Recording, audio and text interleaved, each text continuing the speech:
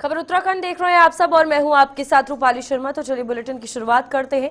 प्रदेश के किसी भी गांव में अब कम राशन सप्लाई नहीं होगा क्योंकि सभी गोदाम पर इलेक्ट्रॉनिक कांटे लगा दिए गए हैं और अब इससे तोलकर ही विक्रेताओं को राशन मिलेगा।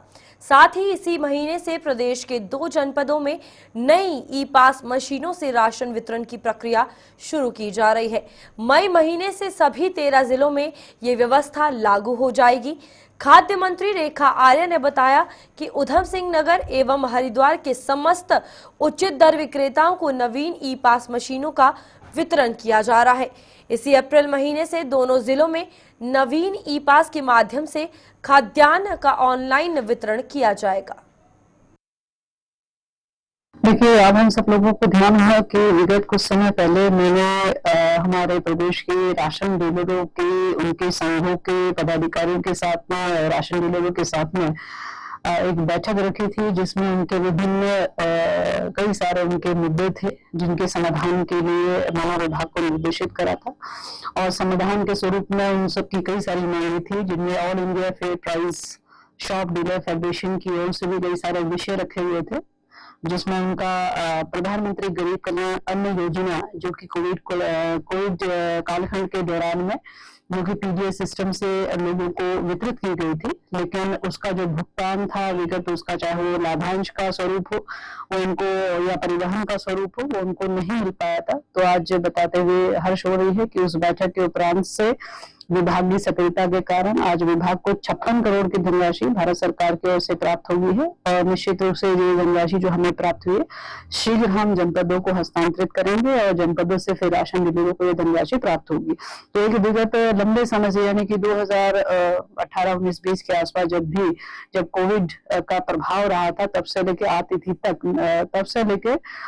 तक जो धनराशि लंबी थी आज भारत सरकार के द्वारा दे दी गई है, जो कि मैं समझती हूँ कि राशन डीलरों के लिए एक खुशी का क्षण है। इसी के साथ ही हमारे महिला सशक्तिकरण विभाग के माध्यम से भी हमारे गेहूं आधारित पोषाहार जो है वो सस्ता गल्ला विक्रेताओं के माध्यम से आंगनबाड़ी केंद्रों में पहुंच रहा था, जिसके भी लाभांश और भुगतान की मांग जो है राशन डीलरों के द्वारा लगातार की जा रही थी, जिसका कि भुगतान नहीं हो पा रहा था। वह भी भुगतान की धनराशि हमको आज प्राप्त हो गई है, जो लगभग 5 से 6 करोड़ की धनराशि है। वह भी धनराशि जो आज हमें प्राप्त हुई जल्द ही हम जनपदों को हस्तांतरित करते हुए यह भी राशन डीलरों की जो एक मांग थी वो उसकी पूर्ति जो है वह हो रही है। इसके अलावा हमारे जो राशन डीलरों के विगत अक्टूबर 2024 से लेकर दिसंबर 2024 तक का उनका जो लाभांश मद में उनकी जो डिमांड थी, उनका जो भुगतान होना था वह भी पेंडेंसी में था। उस बैठक में दिए गए निर्देश के क्रम में आज इसका यह लाभ मिलता है कि वह भी धनराशि लगभग 8 करोड़ 63 लाख की धनराशि हमें प्राप्त हुई है, जिसे विभाग शीघ्र जो है वो जनपदों को भेजते हुए उनके अक्टूबर से लेकर दिसंबर माह तक का उनका लाभांश की भी पूर्ति जो है वो की जाएगी। इसके अलावा जो है हमारे राशन डीलरों का ये कहना था कि हमारे जितने भी गोडाउन्स हैं उन गोडाउन में जो है धर्म कांटा लगना चाहिए या फिर इलेक्ट्रॉनिक मशीन लगनी चाहिए, इलेक्ट्रॉनिक वेइंग मशीन लगनी चाहिए। और उस निर्देश का भी उस बैठक में पालन किया गया। और आज जो हमें कहते हुए खुशी हो रही है कि हमारे बड़े बड़े गोडाउन्स में जो है वो इलेक्ट्रॉनिक वेइंग मशीन जो है वो बहुत जगह पर लग गई है और कुछ जगहों पर लगातार लगने की जो कार्रवाई है वो गतिमान है। इसके साथ ही उनकी एक और महत्वपूर्ण मांग थी कि हमारे को जिस प्रकार से राष्ट्रीय खाद्य सुरक्षा योजना के अंतर्गत में हमारे जो राशन विक्रेता हैं उनको लगभग 180 रुपए प्रति कुंटल हम लाभांश के रूप में देते थे, लेकिन राज्यांश वाले जो हमारी एसएफआई की योजना थी उसके राशन विक्रय करने पर कुंटल हमने 50 रुपए दिया करते थे, जो कि बहुत लाभांश का बहुत न्यूनतम राशि थी। उसको लेके भी विभाग के अधिकारियों को हमने हमारे द्वारा निर्देश किया गया था और ये बताते हुए खुशी है कि यह भी प्रस्ताव शासन स्तर पर तैयार होकर आ गया है। बहुत जल्द जो है इसकी धनराशि भी 180 रुपए किए जाने के लिए विभाग ने अपना प्रस्ताव तैयार कर लिया है। बहुत जल्दी ये कैबिनेट में आएगा और निश्चित रूप से हमारे राशन डीलरों को इसमें भी एक मदद मिलेगी। एक और विषय था कि हमारे राशन डीलरों का यह डिमांड थी कि उनको मुफ्त खाद्यान्न वितरण में जो ऑनलाइन वितरण होती है, तो उसकी जो हमारा निःशुल्क नेट डाटा है वो हमें प्राप्त हो। जो इसका वो लंबे समय से विभाग को आग्रह करते रहे हैं, तो हम ये कह सकते हैं कि बहुत जल्द उनको जो है नई सिस्टम इंटीग्रेटेड के माध्यम से उनको जो राशन अब वो भविष्य में वितरित करेंगे, तो वो पहले से ही जो है वो डाटा फुल होगा, जिससे कि वो पूरी तरीके से जो है निःशुल्क नेट जो है उनको नेट डाटा उनको उपलब्ध हो पाएगा, जो कि उनके लिए मैं समझती हूँ कि जो उनकी लंबे समय से एक मांग थी, वह भी आज जो है वो पूर्ति होने जा रही है। तो ये विभिन्न मांग जो कि पिछली बैठकों में हमारे निर्देश के क्रम में और उनके द्वारा बताई गई समस्या के निराकरण में जो निर्देश दिए गए थे, उसके अनुपालन में विभाग ने त्वरितता से कार्रवाई की है। इसके लिए मैं विभाग के अधिकारियों को भी बधाई देती हूँ और उनका भी धन्यवाद देती हूँ all India fair price shop dealer federation का, जिन्होंने बहुत सारी चीजें जो है प्रकाश में लाते हुए उनकी समस्याओं का समाधान होने का एक रास्ता जो है वह प्रशस्त जो है वो हो पाया है। तो मैं समझती हूँ कि इस दी गई व्यवस्थाओं में निश्चित रूप से हमारे राशन डीलर को जो राज्य की धामी सरकार उत्तराखंड में सत्तासीन होने के बाद से 3 साल का कार्यकाल अपना पूरा कर चुकी है और इन 3 सालों में कई बार सरकार पर पार्टी नेताओं ने भी, संगठन ने भी दायित्व बांटने के लिए दबाव बनाया था, लेकिन हर बार आश्वासन के अलावा कुछ नहीं मिल पाया। लेकिन इस बार ऐसा नहीं हुआ। मुख्यमंत्री पुष्कर सिंह धामी ने पार्टी के 20 पदाधिकारी को दायित्व देने का काम किया है। इसके बाद से सरकार पर भी दबाव कम हुआ है और सरकार को कई हाथ ऐसे मिल गए हैं जो सहायता के तौर पर सरकार के लिए काम करेंगे। इससे पूर्व में धामी सरकार 2 बार दायित्व बांट चुकी है, जिसमें एक बार 10 पदाधिकारी को दायित्व दिए गए थे और उससे पहले आधा दर्जन लोगों को दायित्व बांटे गए थे। लेकिन इस बार सूची लगाया है और नेताओं को उनकी कर्मठता के इनाम सरकार ने दिया है। और साथ ही साथ मुख्यमंत्री पुष्कर सिंह धामी ने दायित्व बांटने के साथ साथ क्षेत्रीय जातीय समीकरण भी सेट करने का काम किया है, जिससे ना तो पार्टी के भीतर नाराजगी हो सकती है और ना ही संगठन के लोग कोई सवाल खड़े कर सकते हैं। मुख्यमंत्री पुष्कर सिंह धामी ने जिन लोगों को दायित्व सौंपे हैं, उनमें ज्यादातर युवा और जनता के बीच रहने वाले हैं।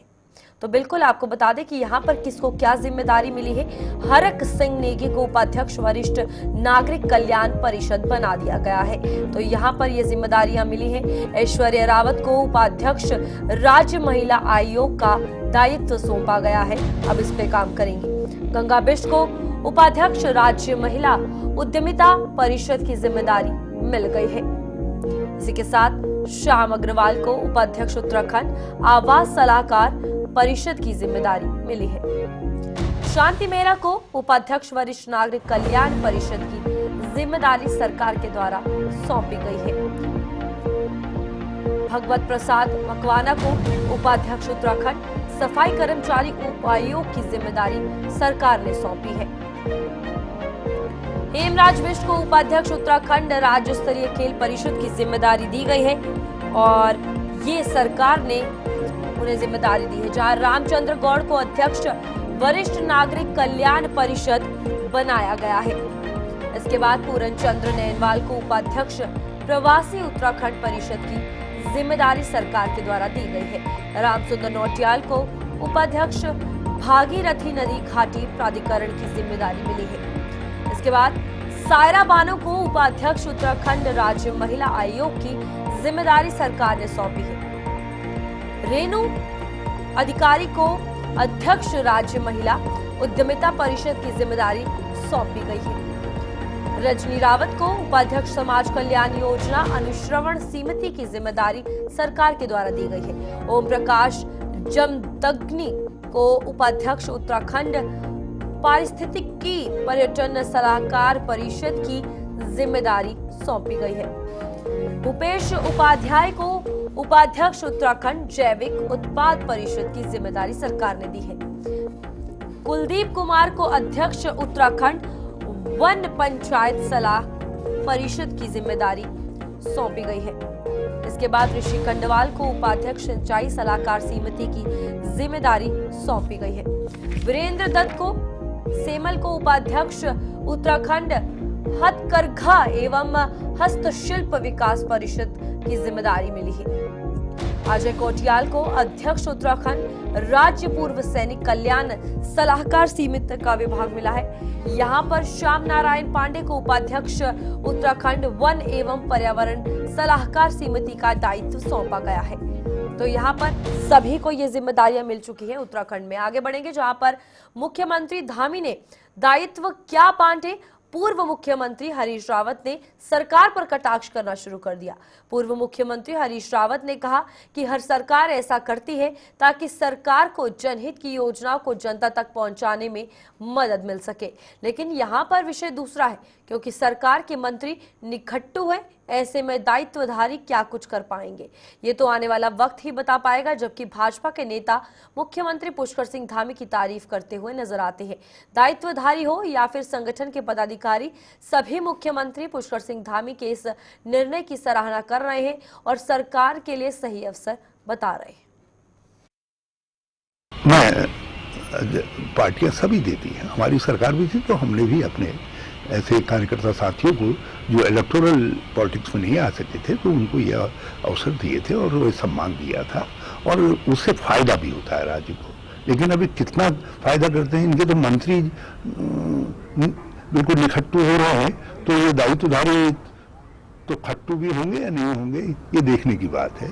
अब ये तो इनके परफॉर्मेंस पे डिपेंड करता है, लेकिन हमारे समय में जितने दायित्वधारी थे सबकी बहुत अच्छी परफॉर्मेंस थी, उन्होंने बहुत अच्छे रिजल्ट्स दिए जो है।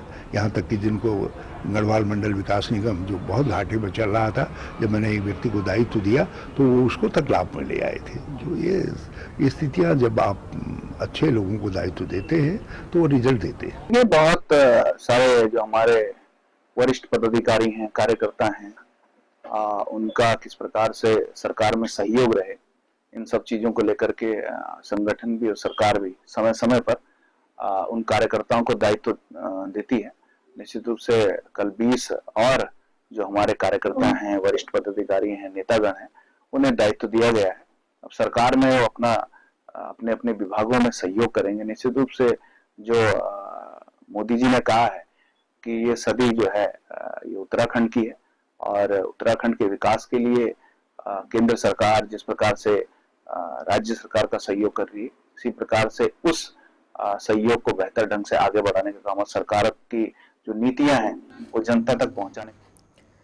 मुख्यमंत्री पुष्कर सिंह धामी ने सरकार के लिए सहायता के तौर पर कार्य करने वाले दायित्व धातु की घोषणा की है, जिसमें राज्य खेल परिषद के अध्यक्ष के रूप में पिथौरागढ़ की हेमराज बिष्ट को बड़ी जिम्मेदारी दी गई है। हेमराज बिष्ट के देहरादून पहुंचने पर पार्टी के युवा मोर्चा के कार्यकर्ताओं द्वारा उनका स्वागत किया गया और बधाई भी दी गई।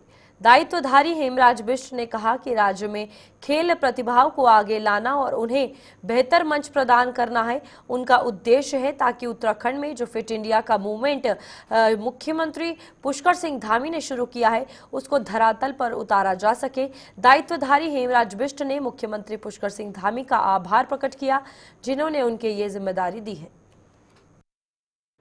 मैं इस नई जिम्मेदारी के लिए माननीय मुख्यमंत्री का विशेष आभार व्यक्त करता हूँ, जिन्होंने मेरे ऊपर विश्वास व्यक्त किया, विश्वास जताया उन्होंने, और ये मुझे जिम्मेदारी दी है। और विशेषकर पार्टी हाईकमान का मैं पार्टी के वरिष्ठ नेताओं का, पार्टी हाईकमान का धन्यवाद ज्ञापन करना चाहता हूँ। उन्होंने मुझे बड़े सोच समझ के युवाओं के क्षेत्र में तो विशेषकर खेल से मिली है वो मुझे जिम्मेदारी दी है, और मैं माननीय मुख्यमंत्री के और पार्टी के पूरे आशाओं पर खरा उतरने का पूरा प्रयास करूँ। देखिए, मैं जिस गाँव क्षेत्र से आता हूँ, शासन में बिलोंग करता हूँ, वहाँ से त्रिलोक सिंह बछड़ा जी जो है इंटरनेशनल प्लेयर है फुटबॉल के, जिनको पूरे विश्व में आयरन और बॉल की खिताब मिली थी। और दूसरा हरदत्त कापड़ जी हैं, अर्जुन अवार्डी इंटरनेशनल प्लेयर है मेरे गांव के, और चंद्र सिंह बछड़ा जी हैं, भास्कर भट्ट जी हैं, धर्मेंद्र भट्ट जी हैं, इंटरनेशनल बॉक्सर हैं। ऐसे ही बहुत सारे खिलाड़ी मेरे क्षेत्र के। मैं बचपन से खेल हमारे भावनाओं में रचा बसा है, और अभी नेशनल गेम्स हुए यहाँ पर बॉक्सिंग की बहुत अपार समय है उत्तराखंड में, क्रिकेट की है और फुटबॉल की बहुत अपार समय है। पहाड़ों में विशेषकर इस पर थोड़ा सा काम करने की आवश्यकता है। जो उत्तराखंड सरकार की जो खेल नीति है माननीय मुख्यमंत्री के दिशा निर्देश उसको पूरा करने का प्रयास करेंगे। इस साल 30 अप्रैल अक्षय तृतीया से चारधाम यात्रा की शुरुआत होने जा रही है। चारधाम यात्रा के दौरान कई बार शिकायत आती है कि कई लोग घंटों लंबी कतारों में दर्शन के लिए खड़े रहते हैं, तो वहीं दूसरी ओर पैसे देकर वीआईपी दर्शन कराए जा रहे हैं। इस पर केदारनाथ विधायक आशा नौटियाल ने इन आरोपों को नकारा है। आशा नौटियाल ने कहा है कि अगर ऐसी कोई शिकायत आती है तो इसके लिए मंदिर समिति मामले का संज्ञान लेगी और कार्रवाई करेगी। इसके अलावा आशा नौटियाल ने क्या कुछ कहा, आइए वो भी सुनाते हैं। में मीटिंगें हो रही हैं और चार धाम यात्रा सुचारू रूप से चले और किसी को कोई दिक्कत ना हो, इसके लिए हमने दिसंबर से मीटिंगें शुरू कर दी थी और माननीय मुख्यमंत्री जी भी अपने स्तर से लगातार इस संबंध में मीटिंगें कर रहे हैं। तो हमने केदारनाथ के लिए 28 दिसंबर में बहुत वहाँ पे सभी लोगों को बुला करके, प्रशासन और व्यवसायियों को बुला करके उनके साथ सुझाव मांगे गए थे व्यवसायियों के, और उनके महत्वपूर्ण सुझावों के आधार पे ही हमने आगे काम किया, जिसमें हमने छोटी छोटी मीटिंगें भी की, जो जैसे रामपुर में है, सोनप्रयाग में है, सीतापुर है, गुप्तकाशी है। तो स्थानीय व्यवसायियों के साथ प्रशासन द्वारा छोटी छोटी मीटिंगें भी की गई। उसके बाद हमने फिर अभी हमारे माननीय प्रभारी मंत्री बहुगुणा जी वहाँ गए थे, एक बड़ी मीटिंग फिर से हमने की और जो भी सुझाव लोगों के आए उसमें ये था कि जो लोग पहले से वहाँ पे टेंट लगा रहे थे, तो 450 लोग वो थे, उनको हमने यथावत फिर से उन्हीं जगह पे टेंट लगाने की अनुमति दे दी है, जो वो वहाँ पे अपने टेंट की व्यवस्था कर रहे हैं। उसके अलावा 1200 लोगों की विज्ञप्ति मांगी गई थी, जिसमें 750 बाकी लोग थे जिनको धीरे धीरे वहाँ पे जगह उपलब्ध कराई जा रही है और वो भी अपने समय रहते हुए वहाँ पहुँच जाए अपने स्थानों पे, ताकि यात्रा शुरुआत के दिन लोगों को दिक्कत न हो, रहने की सुविधा, खाने की सुविधा। मुख्यमंत्री द्वारा 4 जिलों के कई स्थानों के नाम बदलने की घोषणा के बाद राजनीति गरमाई हुई है। नेता प्रतिपक्ष यशपाल आर्य ने भी सरकार के फैसले पर ध्यान भटकाने वाला फैसला बताया है। आपको बता दें कि हरिद्वार दौरे पर रहे नेता प्रतिपक्ष यशपाल आर्य ने मीडिया से बात करते हुए आरोप लगाया है कि प्रदेश में बेरोजगारी, भ्रष्टाचार और अवैध खनन जैसी बड़ी समस्याएं व्याप्त हैं, लेकिन सरकार जनता का ध्यान भटकाने के लिए नाम बदलने जैसे फैसले ले रही है। 3 साल का कार्यकाल पूरा होने पर सरकार के पास बताने के लिए कोई उपलब्धि ही नहीं है। जिस तरह से उत्तराखंड के हालात हैं, जिस दौर से उत्तराखंड गुजर रहा है, एक डर और भय का वातावरण है, भ्रष्टाचार चरम सीमा पर है और इसकी पुष्टि लोकसभा में पिछले सत्र में भी और इस सत्र में भी प्रदेश के पूर्व मुख्यमंत्री ने सरकार के नदियों में जिस तरह से अवैध खनन हो रहा है, उनका कहना अवैज्ञानिक तरीके से खनन हो रहा है और ये बात सच भी है। और नौजवान, बेरोजगार नौजवानों के हाथों में काम नहीं है। किसानों की आय दुगनी करने की वादा करने वाली सरकार 2022 में किसानों को उनकी उपज का उचित मूल्य नहीं मिल पा रहा है। तो सरकार ध्यान बटाने के लिए, जनता का ध्यान बांटने के लिए इस तरह के फैसले ले रही है और मेरा मानना है कि नाम बदलने के बजाय अगर उन्होंने अपने उपलब्धियों का बखान किया होता। चमोली जनपद के नंदा देवी बायोस्फीयर के निदेशक पर उत्पीड़न के आरोप लगे हैं, जिसको लेकर वन विभाग के कर्मचारी आंदोलन कर रहे हैं। कर्मचारियों ने 2 अप्रैल कार्यालय में तालाबंदी की चेतावनी स्थगित कर दी थी। कर्मचारियों की मांग है कि निदेशक को जिला मुख्यालय से हटाया जाए और दूसरी जगह स्थानांतरित किया जाए। कर्मचारियों ने कहा था कि जब तक निदेशक का तबादला नहीं हो जाता तब तक वे कार्य का बहिष्कार करेंगे। दूसरी ओर इस संबंध में R K. Mishra, PCCF wildlife Uttarakhand ने बताया कि ये मामला शासन स्तर का है। चमोली जनपद के 25 कर्मचारी इस मामले को लेकर उनके पास आए थे। उन्होंने आश्वासन दिया है कि किसी भी कर्मचारी का अनावश्यक उत्पीड़न न किया जाए। जहां तक बाद स्थानांतरण की है तो वे शासन स्तर पर निर्णय लिए जाते हैं।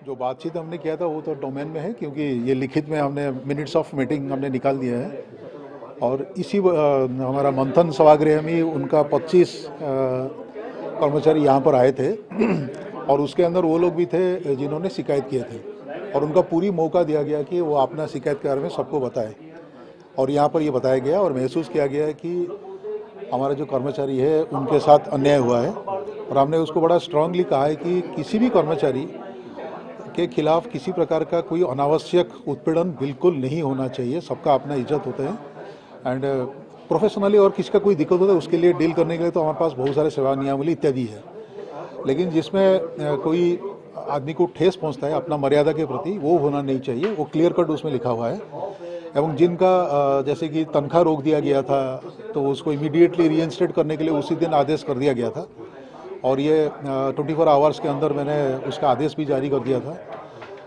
एवं उन लोगों ने भी इमीडिएटली कार्य करना शुरुआत भी कर दिए थे। उत्तराखंड में सड़क हादसों का सिलसिला जारी है। राजधानी देहरादून में देर रात एक बाइक डिवाइडर से टकरा गई। हादसे में बाइक पर सवार 3 युवकों की दर्दनाक मौत हो गई। मृतकों में 2 अग्निवीर थे, दोनों हाल ही में भर्ती हुए थे। मृतकों की पहचान 21 वर्षीय आदित्य रावत पुत्र कमल सिंह निवासी पुरोला, उत्तरकाशी 20 वर्षीय नवीन पुत्र जयदीप सिंह और निवासी नौगांव और 21 वर्षीय मोहित रावत पुत्र जगमोहन निवासी पुरोला के रूप में की गई है। पुलिस ने मामला दर्ज कर हादसे की जांच शुरू कर दी है।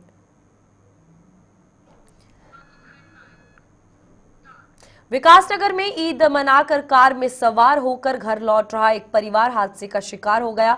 विकासनगर कोतवाली क्षेत्र के पुल नंबर 2 से कुछ दूरी पर कार चालक के नियंत्रण से बाहर होकर शक्ति नहर में कार गिर गई।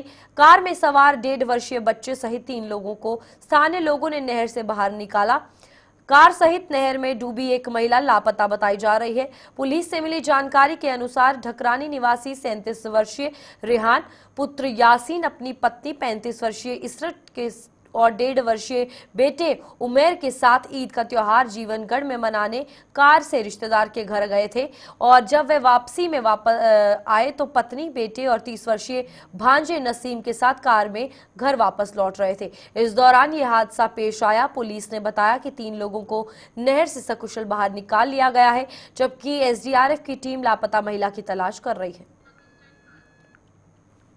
लक्सर क्षेत्र के अंतर्गत कैवेडिश फैक्ट्री के वर्करों द्वारा वेतन वृद्धि व टर्मिनेशन रद्द करने की मांग को लेकर जारी धरना प्रदर्शन अब और तेज हो गया है।